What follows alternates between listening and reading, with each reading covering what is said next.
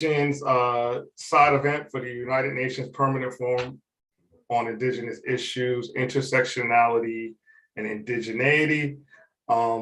Today we have Paul Ole Leitura, Dr.Dimah Mahmoud, Dr.Amara Enyia. Thank you all for joining us. If you would, we'll start ladies first. If you could introduce yourselves. Dr. Amara. Sure. Thank you, Sheldon, so much for this invitation. It's really a pleasure to be here with my esteemed co-panelists. So my name is Amara Enyia, and I currently serve as the president of Global Black, which is a transnational advocacy organization that works on issues of concern to Black people around the world. I also serve as the manager for policy and research for the Movement for Black Lives, which is a US-based organization ecosystem of a couple hundred organizations that are working to win the rights, resources, and recognition for Black people. And I serve as the current chairwoman of the International Working Group for the Permanent Forum on People of African Descent.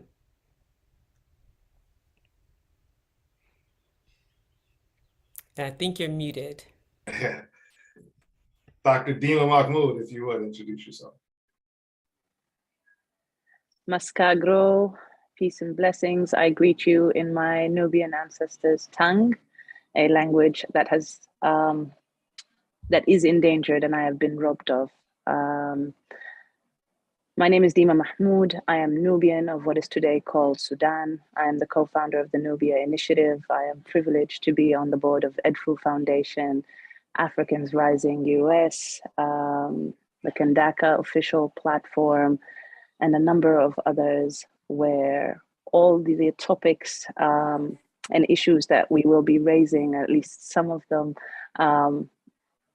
intersect. It is a privilege to be here with you all, and I look forward to a very fruitful and a very important and timely conversation. Thank you, Sheldon, and thank you all for being here. And Paul, if you would introduce yourself, please. Thank you so much.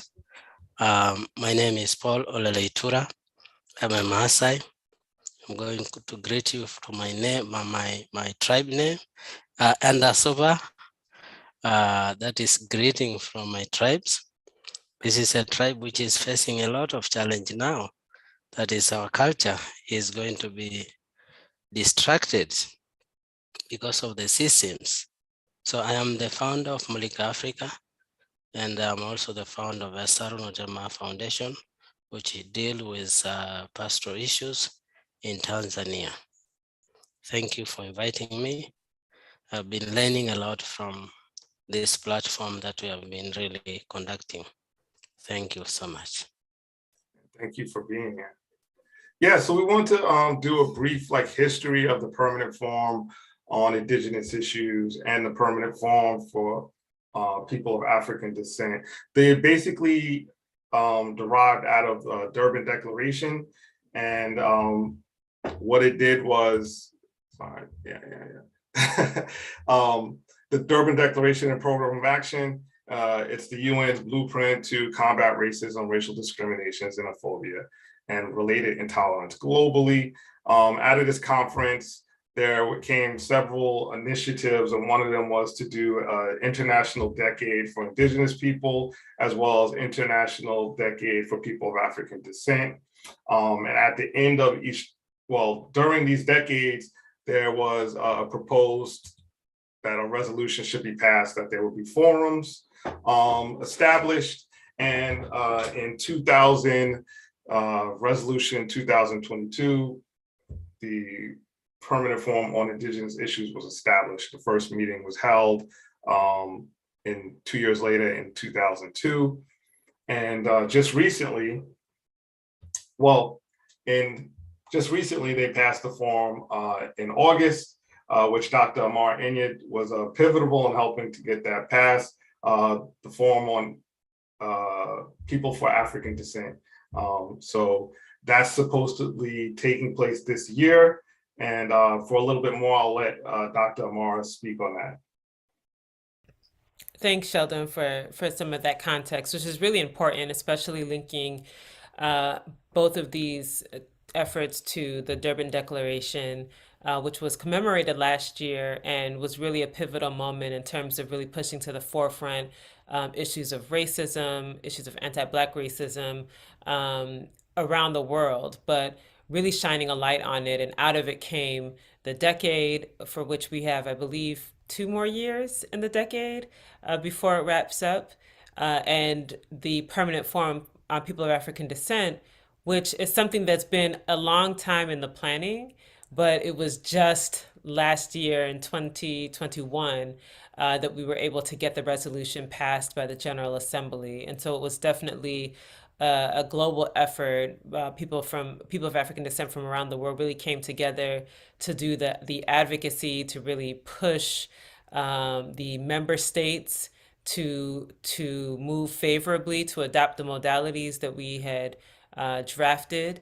And finally, it was approved. It was passed in August of last year. As we look at the tail end of the decade, it was really important that we closed the loop on this, to have something to show for so much of the work that went into it. So it's been an interesting process. I think we're at a very unique time historically where we have connections that we have more opportunities for connections transnationally than we've ever had. A lot of that is because of our access to technology. Also, I think a big part of it is just because of the visibility of the issues. So we're able to see more the commonalities in our issues, whether we're in Colombia or in the US or in Nigeria or in anywhere in Europe or in Asia. And so the notion of having a permanent forum for people of African descent is just very timely now, more than any other time in history. And so it's a tool that we hope can be useful in terms of cohering a global agenda against anti-Black racism, but also looking at key issues that we're facing around climate, around economic injustice and inequality, around conflict, just so many things that we have an opportunity now to develop a cohesive agenda, to learn more about each other also as people of African descent, and how we can sort of begin to build relationships and strengthen existing relationships, because that's also part of the goal. So it's been an exciting process. We're just hoping for more information on the actual when it will actually launch, because we haven't gotten that yet, but that is forthcoming. And then, we're hoping to hit the ground running. Great, awesome. And the name of this panel is Intersectionality and Indigeneity. So how do you feel, Indigenous people of African descent can benefit from this forum that's being created? Well, I think two things. So one, it's beneficial. It's designed to be beneficial for all people of African descent, which includes Indigenous people. But I also think that it serves as a platform to amplify the issues that Indigenous people face, particularly Indigenous people on the continent and Indigenous people of African descent. I think that there are different understandings of indigeneity depending upon where you are located, right? So the notion of indigeneity in the Americas, when we think about the US or even Central and South America, is quite different from what it means to be an Indigenous person in Africa, for example, and the issues that Indigenous folks on the continent face. So it can also be a platform to amplify those issues and to shine light on those issues, because so many of the things that are happening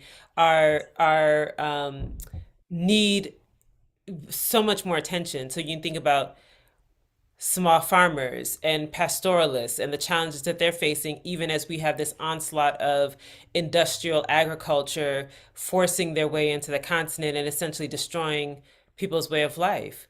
When you think about conservation efforts and how that impacts Indigenous folks, whether they're in Rwanda or Uganda or down in Namibia, like those issues need more visibility because they are there, they exist, and they are absolutely critical. So I think the forum can serve as both a space for us to meet and to learn more about those issues and just to become more familiar, but also a platform, hopefully, to amplify the issues, and specifically those that Indigenous people face, so that we can really rally our resources and our time and our efforts to support. Yeah, definitely. And we do have some Indigenous people from the continent here. Paul, I want to kick it over to you. As a pastoralist and an Indigenous person from the continent, some of these issues that Amara just spoke of definitely relate to you and the issues that you're having over there in Tanzania, right? Yes. Yeah, this is in this forum, it is really very important to link the indigenous people in the continent of Africa, especially the pastoralists, the farmers. They are facing a lot of challenging, especially in conservations, land issues, evictions. For example, now the Maasai, part of the Maasai in Tanzania, are facing eviction, conservation, the conflict between the conservations and the indigenous people, the pastoralists. So the government is forcing the indigenous people to move out of their ancestral land to give conservation and investors room. So this is a platform which our issues will be heard, will be globally heard, and the solutions and the way forward will be achieved. So I think most of the challenge that Africans, indigenous are facing are the same other pastoralists or indigenous are facing in the world. So I think it is beneficial to have a platform that we can link the resources, we can partner, we can collaborate in one way or the other. Yes, I totally agree with you there. We seem to have lost Dimah, and hopefully she'll be back soon. I'm sure she has some words to say about how this forum will help her and help her people in Nubia as well. But as far as this forum here, the Permanent Forum on Indigenous Issues, I see one of the benefits that could be had is partnerships, right, Amar? And reaching out to people. Like you said, there are different levels or different meanings or understandings of indigeneity. And even, when we talk about people of African descent, right? I mean, the Smithsonian will tell you, science tells you that all life comes from Africa. So, I think our issues is more about anti-Blackness, and we want to amplify the fact that that's the need and purpose for the Permanent Forum on people of African descent. But yeah, if you could speak to like partnerships and collaborating and how, as marginalized groups, we're oppressed, and how we intersect and we can utilize that to our benefit. Absolutely. I mean, I think one of the powerful, advantages of having the Permanent Forum is that I think it is an opportunity for us to learn, to just do a little bit of a deeper dive into who we are as people and how we understand people of African descent. I don't think that I think that there's room for us to understand the layers, right? To understand the relationship between indigenous people on the continent and other Africans on the continent, and then to scale that out around the world. Again, to find those areas where we do have some common experiences. Like there are some shared experiences that you'll find if we actually engage with each other. And there are strategies that we can learn from each other as well. So learning about how indigenous folks in Tanzania are dealing with this issue of conservation and being evicted off of the land can help perhaps indigenous folks in Rwanda who are getting pushed out of the forested areas in the northern part of the country, and how they can begin to advocate or fight back or have some wins in that space. So it is about the relationships that we can build together that allow us to share our experiences so that we know we're not alone, but also collective strategizing and our strengths, our resources, our power. Because we're not, powerless people. We're not, even as we exist under oppressive systems, we have developed the ability to be extremely resilient, to be extremely creative, and to advance our agenda in spite of those systems, right?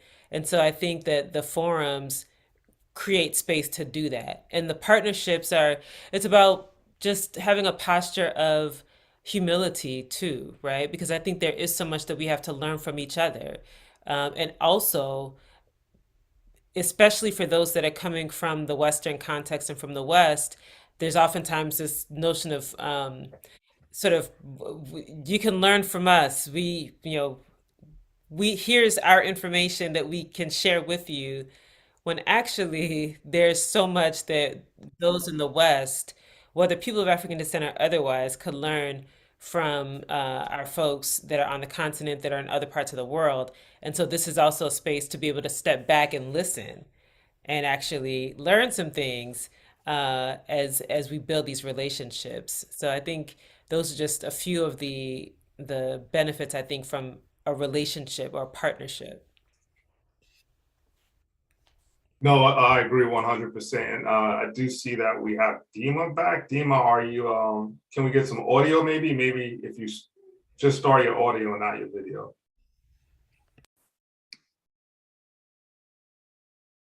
All right, let's try this. Can you hear me? Yes, we can. Okay, I've had to relocate, and I should have said this in the introduction. I am tuning in from Kemet, Egypt, known today as Egypt. And so the internet is not my friend. It is also the first day of Eid, so everyone is trying to call everyone, so there's a lot of pressure.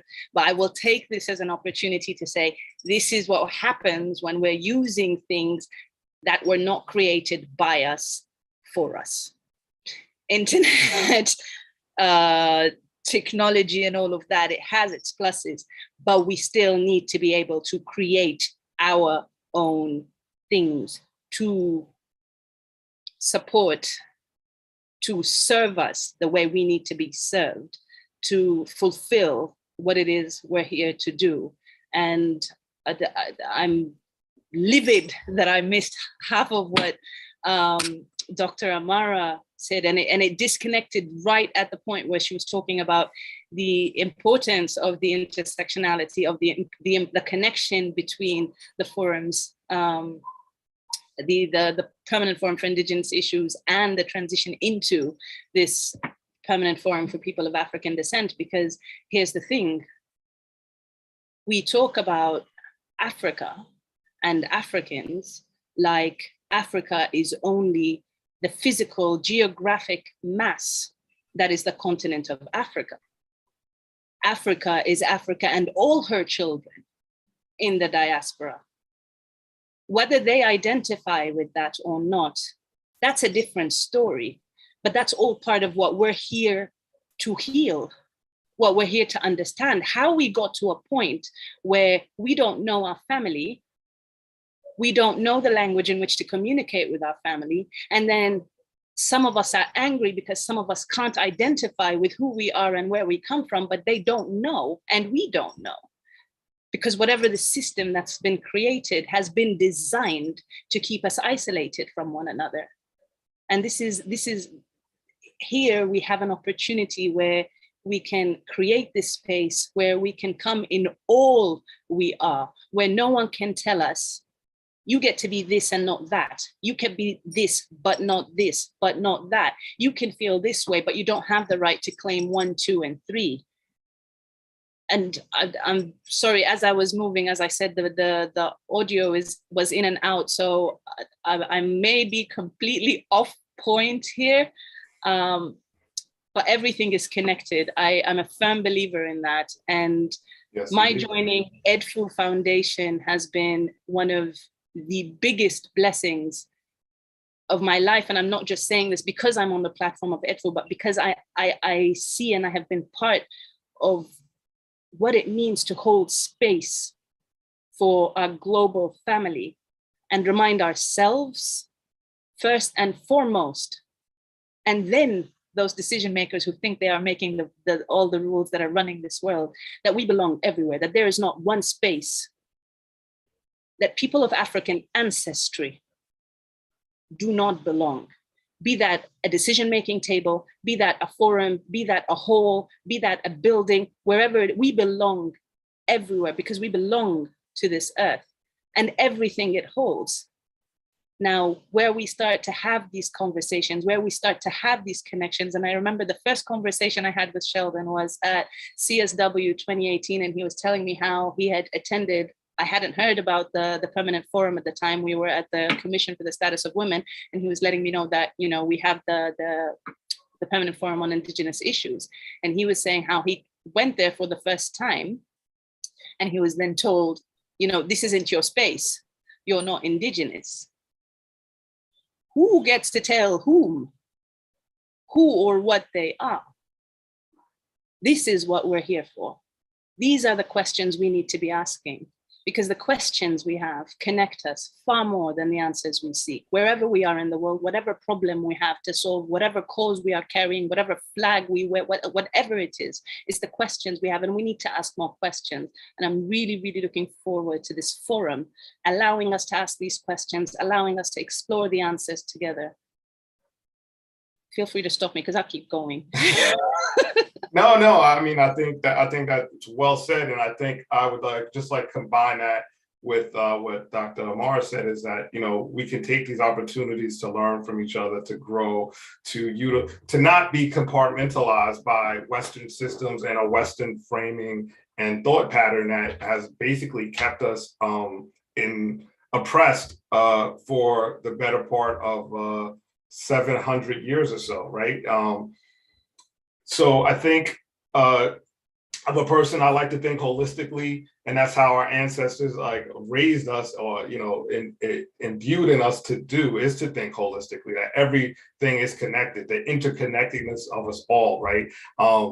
I may not look indigenous from the outside, but I am. I was raised by a matriarchal family that grew their own stuff in Long Island, New York, right? So, and we were very well versed in who we were and where we came from, but the fact that, you know, we didn't wear that on our sleeves doesn't make us any less indigenous, right? So, and I'm also very proud to be of African ancestry, and I would not deny that at all. So I always seek to connect with my brothers and sisters wherever they are on the globe. And I know in my travels, I've learned so much from different indigenous groups, whether it be the Maori in New Zealand, whether it be the Aboriginal people in Australia, whether it be from Paul in Tanzania, or Dimah in Nubia, or my brothers and sisters in Brazil. I've learned so much, and there's different things that we can take from all of those and use those to uplift ourselves and move forward out of this paradigm of Western thinking, which I think is counterproductive to how we live life, right? When we talk about indigenous, right? I think one of the things in the forum, and I spoke to Dr. Amara about this before, is like, I think spiritual, and I spoke to Dimah about this, we've had several discussions. Spirituality is a huge part of being African. Like, it's pretty much like at the core of all things that we do, which is why we are so creative, right? And so I think with this forum, we can definitely, with these forums working hand in hand, we can move that needle of progress forward even more. So that's just my opinion. And I'll turn over to Dr. Amara if you have anything else you'd like to say about the forums and how they can work hand in hand, and other initiatives and things that you have going on. I'd love to hear it. Yeah, no, I actually was really curious to hear more from Paul about how the work in the Indigenous Forum, how it has helped to advance some of the interests that he mentioned, especially around the pastoralists. And so kind of hearing more about that, with the hope that it'll give us some information on how we can incorporate this into the Permanent Forum on People of African Descent agenda, because I think there does need to be, to the extent that we can have some alignment, then we can support each other. So that's what I'm curious about hearing.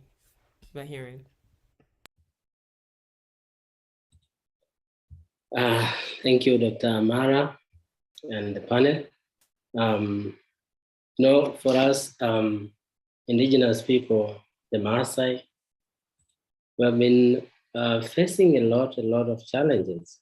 And because we are very natural conservators, so wherever we are, we don't kill animals, we preserve, we live with animals. And the authorities see that we are the foreigners of our lands. So mostly you find most of the areas that are now the national parks in most of our countries, historically, is our Maasai lands.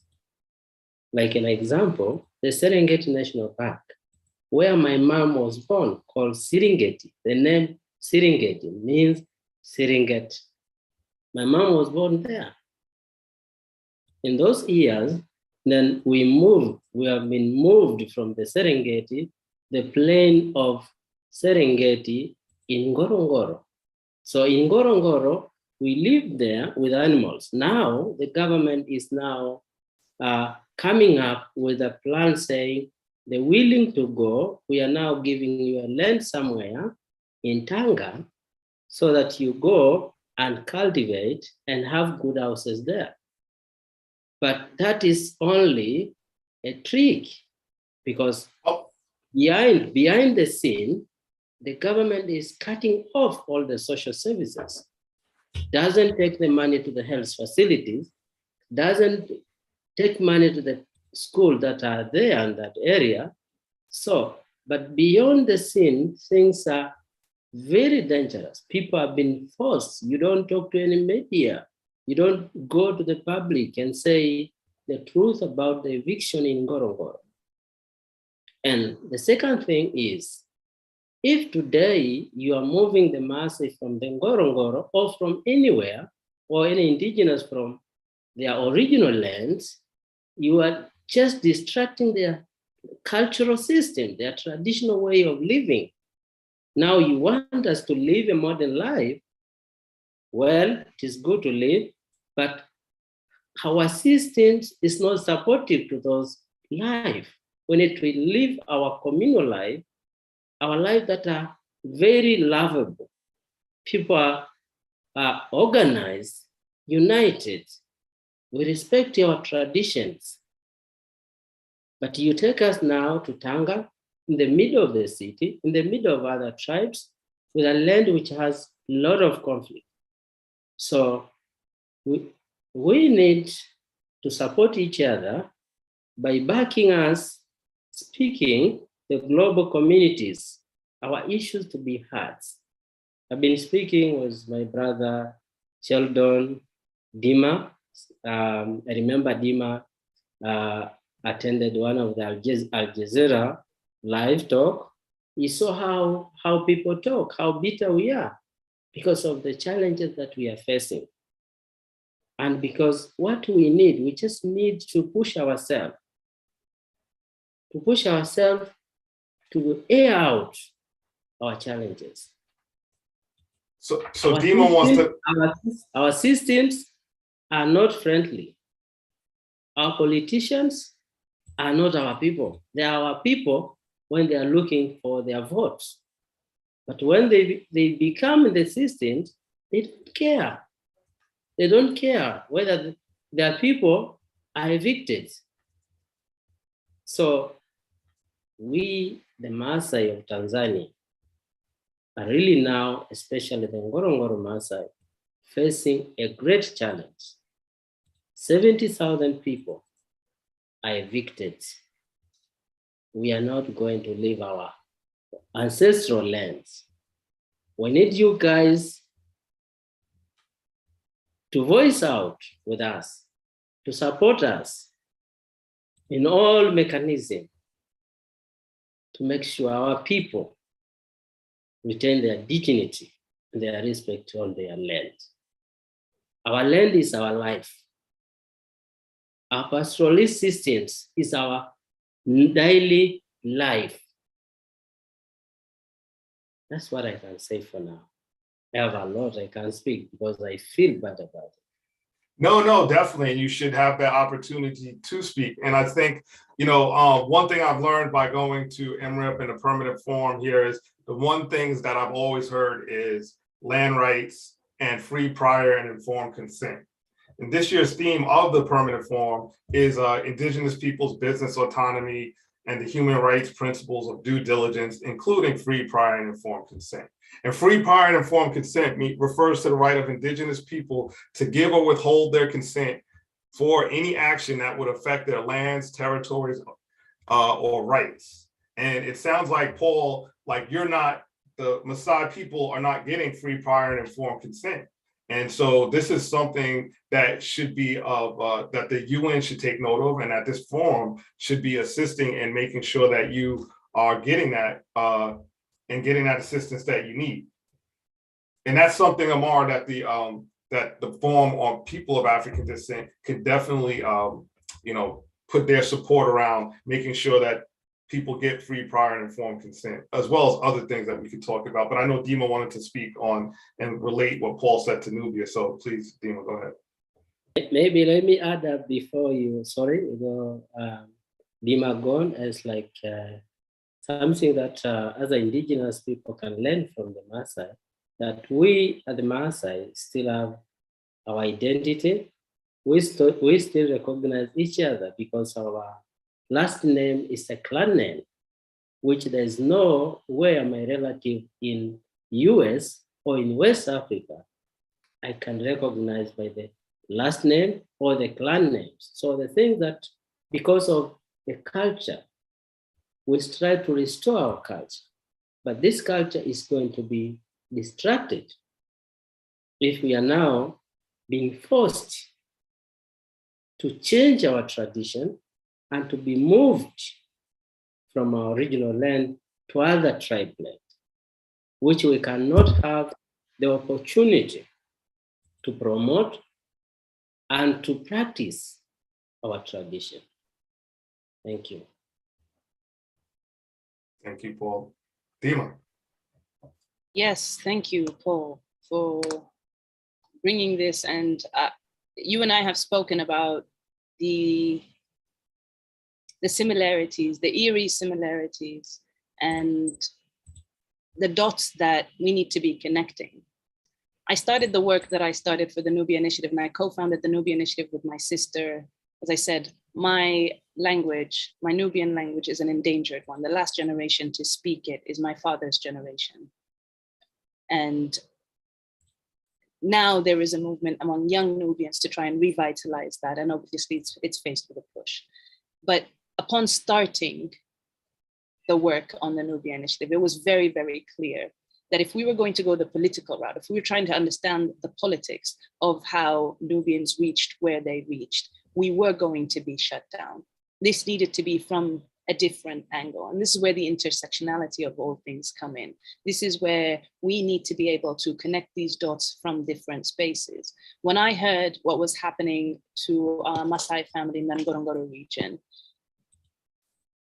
all I could think of is that I've heard this story before. I know this story because I've heard it from my elders, because this is what happened to the Nubians in the name of conservation. Again, this is how more than 135,000 Nubians were evicted from their land on false promises so that a dam can be built. And this massive global fundraiser, led by UNESCO. And here we are again with the white savior complex coming through because they want to save what our ancestors built. What about the descendants of these people? What happens to them? Who is held accountable to the promises that are made there? And then I learned that in fact, there was a promise made to the Maasai before, that you will be moved this time and you will not be moved again. And then again, an alarm rings because what actually instigated us pushing and founding in 2016 was that this disaster of the displacement of Nubians was going to be repeated under the Bashir regime in Sudan, when they were moving forward with plans to build 3 new dams, threatening to displace anywhere from 80 to 90,000 Nubians, more Nubians, to drown anywhere from 70 to 90 something villages, depending on how you count or claim or measure a village, threatening to submerge more than 500 archaeological sites that we know of. And it's all being done in the name of what? And then they have the audacity, these organizations, these institutions have the audacity to come and say, we don't know, we wouldn't know how to take care of our heritage. We won't know how to conserve our antiquities. That's why they won't repatriate our ancestors' legacies that they left us, that they robbed from our land or were gifted by those of us who have sold us out, because we have to hold ourselves accountable. It wasn't all stolen, some of it was sold, just like some of our own people were sold. And it's so nuanced, but these connections, these conversations, we need to have our own space to be able to have these conversations beyond just saying this is happening, beyond just raising awareness, because people are aware. Maybe not a lot of people, maybe not all people are aware, but people are aware, and still nothing is being done. Not enough is being done. What we need to do is raise consciousness. And this is where it connects to what Sheldon was saying. It's about our spirituality, because that's what's being tabooed. That's where this all started. Understanding that we are all connected, that we are co-creators with all that is around us. That's where the thread is. Because once we know that, then we understand we have the power. We've always had the power. And that's something the system is not ready to face. This is where the forum comes in. For me, as far as I'm concerned, as an Indigenous, African, Black, Arabic speaking, diaspora, however you want to frame me, these labels are irrelevant. Because ultimately, if we know what we're here doing, we know that we're all spiritual beings having a human experience. So we need to understand how this all started. And we need to know that this is being repeated, and it's being repeated in the name of what? Why is this happening in your space, Paul? Why? Because an Arab royal family wants to have a trophy hunting space? We're here celebrating that Tanzania has a woman president. What? We need to be okay to have this conversation and say and recognize that it's not always outside of us. The problem is not always outside. We need to look within, and to look within, we need to create this safe space. And I'm really hoping this forum is going to cultivate this. When you talk about due diligence, Sheldon, what due diligence have they done? Every report they can possibly read says this will be a catastrophic failure. That wherever the Maasai people go, nature follows. They are nature. We are nature. What due diligence is being done here? We had another Maasai brother also from the Ngorongoro, Sam, Paul. He was the one on Al Jazeera Plus. I will try and find that link. And it's brought from the angle of food sovereignty. And that's another thing we're not discussing. Our people have no access. Indigenous people, African farmers are feeding most of this world. Indigenous peasants are feeding most of this world, yet we are the ones going to bed hungry. Why? Because we can't afford the food we're producing. Why? We need to ask more questions. And this forum is a unique opportunity. You all have fought, and this is another reason I'm very privileged to be part of Edfu, to know that we are part of this, this effort, that we can ask these questions, that we can remind ourselves, particularly our youth, that we have a responsibility to ask these questions. Before we ask them to those who think they're in power, we have a responsibility to ask ourselves these questions. Thank you. Oh, thank you. Thank you. Dr. Amara, yeah, I mean, do you have any thoughts on this and ways in which, I know that there is a mandate that you proposed to the HRC in regards to the Permanent Forum for people of African descent. And, we fought hard to get those things into the creation of the forum, and they went to pick. I mean, is there anything you'd like to discuss about that? One of those things was that, we had a spirit of Pan-Africanism, and that we would have that safe space where we could have self-determination. So what are your thoughts on that? Well, Sheldon, I thank you for bringing that to the forefront, because it is important, and it actually feeds into the point that was just really looming in my mind about how we see these mechanisms, and even whether it's a UN mechanism or some other mechanism. And one of the things that we have to keep in mind that I think is especially important and pertinent to this discussion is that our goal is not simply to, and should never be, to replicate these existing systems, or to replicate even the processes of these existing systems, or to replicate the philosophies of these existing systems. And in fact, if we do that, then we have utterly failed. So much of what we have to offer is valuable precisely because it is a different way of being, of knowing, of doing, that for Indigenous folks who know and who knew, right? And yet you'll see, like in the US and in most of the West, they have developed systems that are destructive. There's a philosophy that is actually destructive. It is counter to everything we know about sustainability, everything we know about our relationship to the earth and our relationship to each other. And it's why things seem to be falling apart at the seams. In the words of Chinua Achebe, things fall apart. And so the worst thing that we could do is to try to mimic these institutions and these systems. And so even as we are seeing the Permanent Forum on People of African Descent, even the Permanent Forum for Indigenous people, is not to be something where we just kind of recreate something that is still driven by the same mindset that has created the problems that we see and the problems that we have.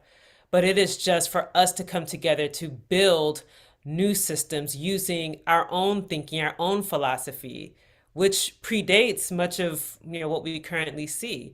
And trusting that we had knowledge, trusting that we know, trusting that we have expertise already. We don't need the UN to tell us, to validate us, right? We don't need any government to validate our expertise, our knowledge. I mean, I was just thinking about a story. I was doing an event around environmental justice about a week ago, and I was talking about how a lot of the small farmers now, they're being forced to buy these seeds that are not natural, these GMO seeds.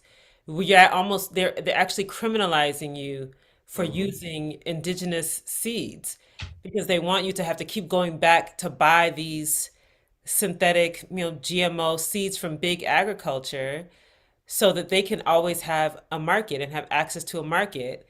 And at the same time, what they're giving is not nutritious. It is not, we know, like the small farmers, the pastoralists, they know what works. They know how to grow crops. And a friend of mine was telling me a story of how she had joined this program. It was it wasn't a Peace Corps, but it was something like that, where she would do a training for like 4 weeks on farming, and then they would send them to the continent, I think to Zimbabwe, maybe was where it was, to go and teach the farmers there how to grow their crops. someone who went to a training program for like 4 weeks was going to now go all the way over to Zimbabwe and teach folks there how to grow crops. And of course, they were going to be using the GMO suicide seeds. Exactly. So it's, for me, what is important is seeing these mechanisms as just spaces for us to lean into our own expertise, our own knowledge, our own power, and to create systems that reflect our values. And so when we have a situation, for example, at the Permanent Forum on People of African Descent, where you would imagine that it would be comprised of people of African descent, and yet that's not the case. They essentially violated one of the modalities that we had requested, that we said was essential, was that this is a safe space. It should be comprised of people of African descent.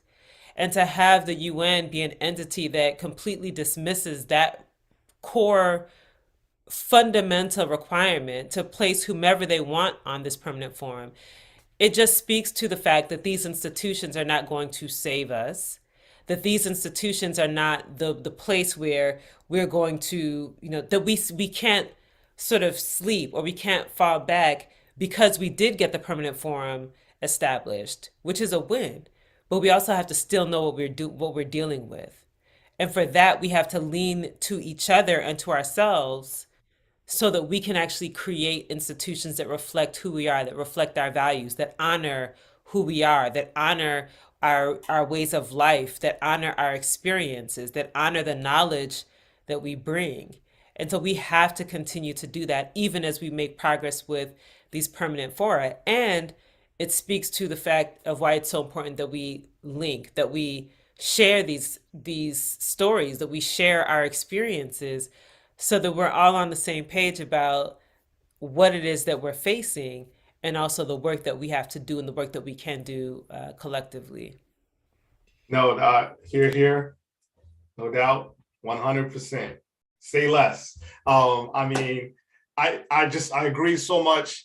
And I want to say that, like, we will still continue to be in these spaces. Edfu Foundation will continue to hold space. As Dimah will always tell people, we will hold space for our brothers and sisters, no matter where it was. Dr. Amara and I already had a conversation about ways in which that we can get our message across in other forms as well. And so, whereas these institutions may not save us, we're still going to go there and find the people who may want to come along and help us come from a different mind frame of thinking in regards to solving these issues. And it's just so funny. Like, I think both you all basically just echoed that most of the problems that we are experiencing in today's world are due to the fact that we've gone away from our indigeneity, or from our natural ways of life. When you talk about food sovereignty, food deserts, and suicide seeds, I put a link in there. I did a shout out to Eric Holter-Minez. I did an interview with him on our Afronauts podcast, on his book, Foodie's Guide to Capitalism. And in there, he talks about how in America, the first thing they did is they didn't just get slaves that were unskilled. They got the farmers, right? So the reason you have rice in America is because of African farmers. But once they learned how to do that, and sugarcane and all these foods, and once they learned how to do that without the Africans, that's when chattel slavery really started. And then he also speaks in that book on about how Amara, you're talking about this lady did a course and then taught people how to farm. In that book, if you read it, he talks about how after World War II, they didn't know what to do with all the poisons and the equipment for militarily, so they changed it to farm equipment, and they had South American farmers start to use those poisons as pesticides. So they basically wrecked that whole ecosystem, and then they came in and say, well, why are you coming here to America to get jobs and to get food here, when this is something that has been done because of the paradigm of Western capitalism, colonization, and imperialism. So I think we always have to be mindful of that and work towards reversing the trajectory that we're on. So I just want to make sure I got that out. I know, Dimah, you wanted to say something else about food sovereignty, so please go ahead. Oh, Sheldon, there's so much to be said about this. Like, this is like a proper can of worms, because honestly, understanding food sovereignty, making that connection between food sovereignty and Pan-African liberation, so many conversations have been about that. Like, I was asked to write an article about it. I was like, this isn't an article. This isn't even an encyclopedia. This is life.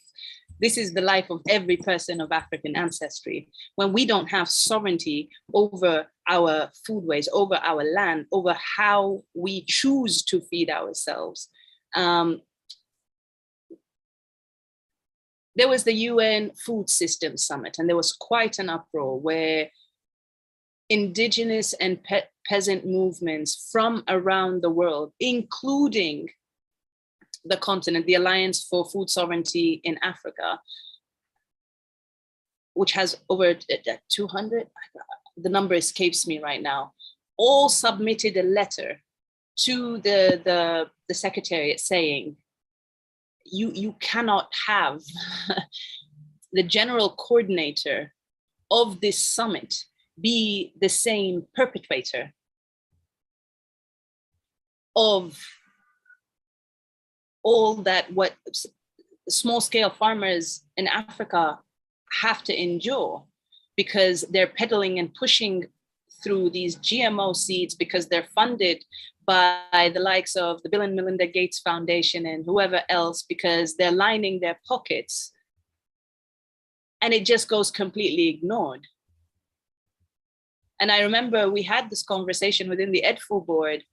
Do we get to be part of this, or do we join with the peasant and indigenous movements who are boycotting this summit and having their own? And these kinds of conversation are had within within movements on the continent and in the diaspora. Do we engage these systems, or do we create our own? And the truth is, we need to find a way to be doing both and more, all at the same time. So how do we put forward these things? Recognizing that we are on a UN platform, recognizing that this is under the UN flag. How does this forum, how does this permanent forum for people of African descent allow us this space to imagine, the audacity to imagine a new way, a way that fits and encompasses us all with all we are and who we are? How, when you have the likes of Bill Gates or Monsanto or in the decision-making circles, and it ultimately all boils down to money, how do we imagine a space that will maneuver that and still allow us to ask these questions, still allow us to move forward, still allow us to learn from each other? That we have a lot of work to do. I've put the link for the CEDAS Power Rally. Please listen to the farmers. This is straight from the ground, and it was a great collaboration connecting African farmers on the continent and in the diaspora. As much as I hate these separations, but continental and diaspora and Africans, to have these conversations and learn about the history of seed, learn about how this is rooting us, and remedy how we have been uprooted. There's so much more work to be done. Please, please, please, if you are listening to this, wherever you are, if you know anyone who is working in any capacity for the advancement of people of African ancestry anywhere, reach out to Edfu Foundation. We are here, not just to hold space, but to make noise and be loud, because one thing they keep saying about us is that we are voiceless. And we need to fix that, because we're not voiceless. Some of us are being silenced, but the rest of us can be really, really loud. And that's where the power of language comes in, and it all goes back to that. I will anchor here. Thank you so much. Thank you. So Paul, please, we're about to wrap up here. If you would, tell us how people, and Dimah has put some articles here, and we'll link them in the video description as well, but tell us how people can assist and help, and where they can find out more information about the work you're doing. And if you would, put your email in the chat as well. Thank you. Thank you for the good conversations. It is really helpful. My recommendation is, if the UN does not work, let's have a parallel forum that work with Africans and Africa, original people from Africa. Let's have parallel forums to deal our issues, because we know our issues better than other people. So let's think on that. But for the meantime, we can work with the UN and form other forum that we can work. Like the farmers boycotting the seeds, that's okay. Let's move out and start our own forum that we can go forward to implement, to speak on our own issues and not depend on the Western. Thank you. I'll put the link, my email here on the chat list, and we can collaborate together. Thank you. Thank you, Paul. And Dr. Amara, if you would, tell us more where we can find out about the Permanent Forum on People of African Descent, the International Working Group on the Permanent Forum for People of African Descent, and any other work that you're doing as well.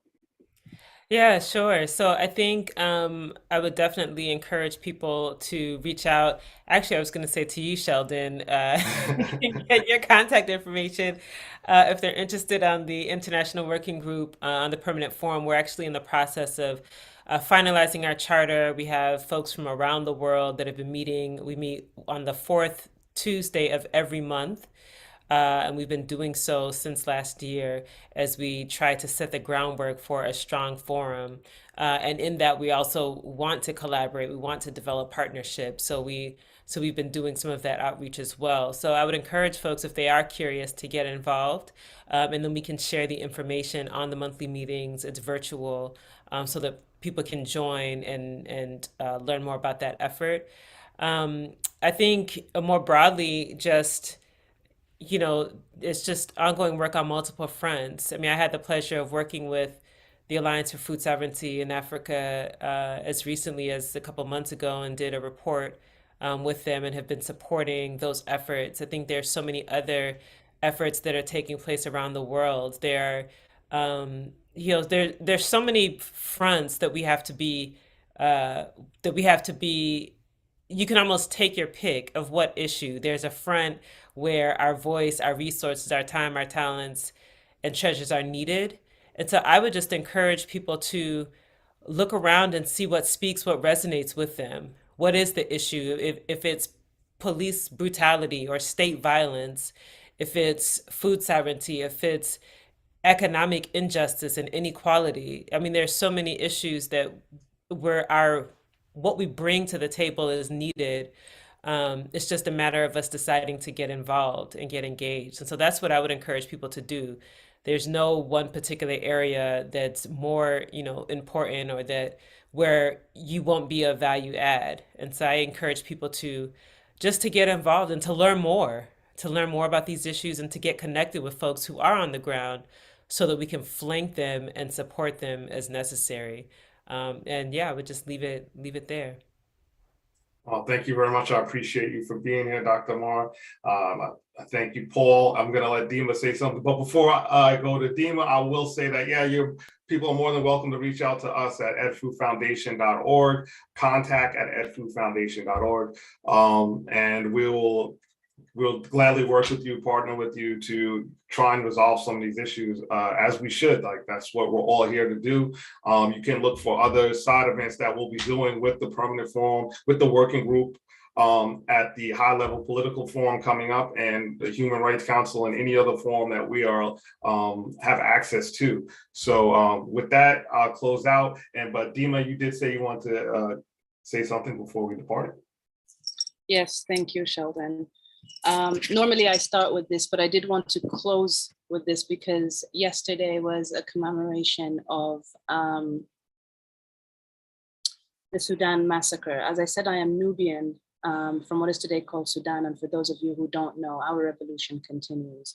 Our youth, our brave young women and men have taken to the streets in December 2018 to topple the Bashir regime. For most of them, this regime is the only regime they've ever known. And yesterday marked the anniversary of when they were betrayed at a peaceful sit-in by the genocidal terrorists of Al-Janjaweed responsible for the Darfur genocide. And the world continues to be silent and look the other way as the genocidal terrorists now call the shots and effectively run the country after betraying the facade of an agreement that the civilians were ultimately bullied into signing. I urge each and every one of you to keep eyes in Sudan, to find out what is going on. The media will have you believe that this revolution is over and that the civilians are, too demanding and are refusing to negotiate with the military. What they are asking us to do is to negotiate with our murderers. There are far more triggering words, and I cannot put it out here. Please find out what's happening in Sudan. And remember that each of us has a role because we're all connected. And there is a reason this revolution is not on the news. It connects, again, with everything that is going on. Our brothers and sisters in Congo, in DRC, when they say what's happening on DRC, all I'm hearing is, this is the same. I've heard this story before, and it's the same thing with Paul. Please find out, take time, anytime, even if you're not going to be involved with this forum, but find something out that's happening with the rest of our family everywhere. Please, thank you. And I leave you in the blessings of my Nubian ancestors' tongue, Afia Logo, which means may peace and good health and spirit be with you wherever you go. Afia Logo. Yes. Thank you all so very much. I really appreciate you all being here. Again, check us out on Edfu Foundation on YouTube, and you can stream this, reshare it, and all of that good stuff there. We like to bring these conversations to you, and we will be bringing more in the future. So again, thank you.